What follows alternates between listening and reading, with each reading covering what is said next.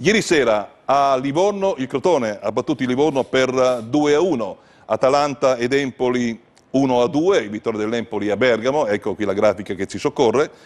A Cittadella, Binoleffe Cittadella 4-0, Frosinone Padova 1-1, a Grosseto Siena Grosseto 1-0, Novara Piacenza 2-2, a Portogruaro Triestina Portogruaro 2-1, Sassuolo Varese 1-1, Vicenza Modena 1-1, domani alle 12:30 si gioca Ascoli Pescara, lunedì invece alle 20:45 sarà la volta di Torino Reggina. La classifica: al comando il Siena con 72 punti, l'Atalanta con 70, Novara 60, Varese 59. Poi Torino a 50, Reggina e Vicenza 49, Pescara ed Empoli 48, Padova, Livorno, Crotone, Modena 46, Grosseto 44, Sassuolo, Piacenza e Binoleffe 42, Cittadella 40, Ascoli e Portogruaro 37, Frosinone e Triestina 34.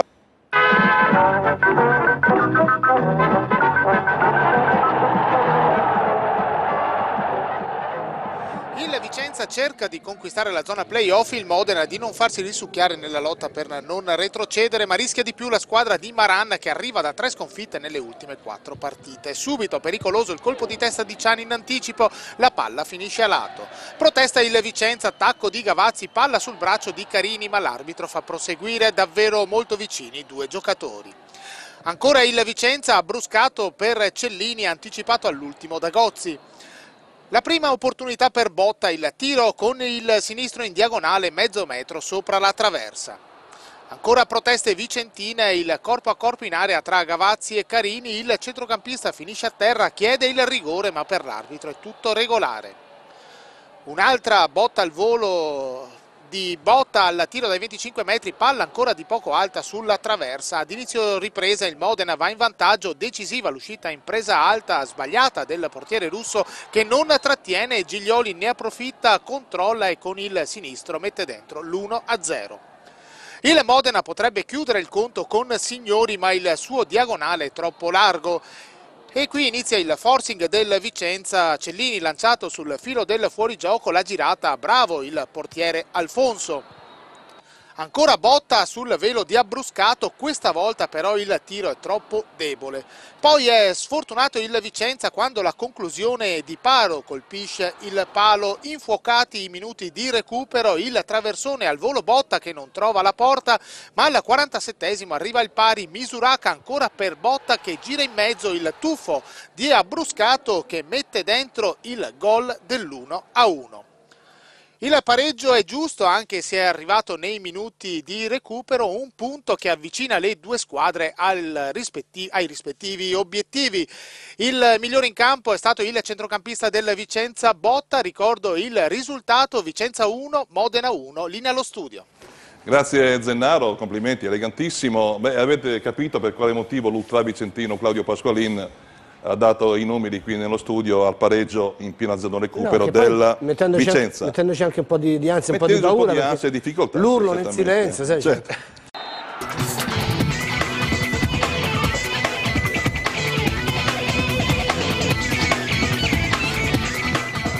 Il famoso dilemma del punto perso, punto guadagnato non si presenta nemmeno lontanamente per il Vicenza, che agguanta il pareggio in extremis contro il Modena, portando a casa un risultato che di fatto si configura come una brusca frenata verso l'obiettivo post-season. Il primo tempo della sfida con gli emiliani non è proprio l'emblema dello spettacolo e anche i proverbiali calci piazzati di Pasquato non portano nulla di buono. Dall'altra parte invece i pericoli hanno un solo nome. Si tratta di Botta che dopo mezz'ora di nulla prova a destare il popolo del Menti con un sinistro di controbalzo su invito di Abbruscato che però termina abbondantemente alto. Lo stesso Botta ci riprova nuovamente poco dopo con una fucilata da 30 metri che non si abbassa abbastanza per inquadrare la porta.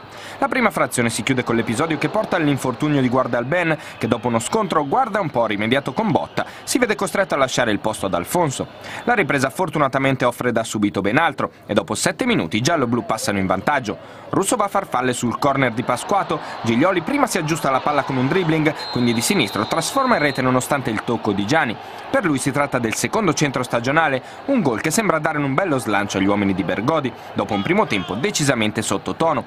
Il Vicenza però sa di non poter perdere terreno per inseguire il sogno playoff e Cellini prova a rimettere i suoi in pista con una volée a cui Alfonso sbarra prontamente la strada. I veneti aumentano progressivamente la pressione sulla retroguardia ospite e a 10 minuti dalla fine Paro va vicinissimo al bersaglio grosso con un destro dal limite che termina la propria corsa sul palo esterno. Quando la maledizione sembra ormai compiuta però, gli uomini di Maran acciuffano il pareggio.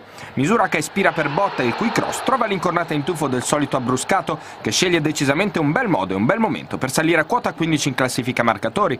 Per un Modena con ormai ben poco da chiedere a questo campionato sfuma infatti al fotofinish una vittoria già pregustata. Per il Vicenza invece la corsa playoff non è ancora finita, ma per completarla non saranno più ammessi nemmeno i mezzi passi falsi. Al di là di come si sono sviluppate le partite, io non parlo dello sviluppo del gioco, parlo del risultato finale. Sono 3 occasioni perse. Quelle del Frosinone perché era passato in vantaggio e ha subito il gol al 92esimo. Quella del Vicenza anche se era passato in svantaggio perché il Vicenza lottava per i playoff, e quella del Varese. Sei d'accordo, mister? Non parlo dello sviluppo del gioco e dello sviluppo della partita, eh? Sì, no, occasioni perse non lo so, diventa un po' difficile. Certo che quello che mi è rimasto è il Frosinone sta perdendo o pareggiando delle partite all'ultimo minuto, ma tantissime. E la sensazione è che sta perdendo delle occasioni per riuscire a risalire. Quella del Vicenza, vabbè, Vicenza anche noi abbiamo preso gol all'87esimo da loro, era il 2-1, perciò... Cioè, dura 90 minuti la partita, perciò 95, perciò bisogna giocarseli tutti.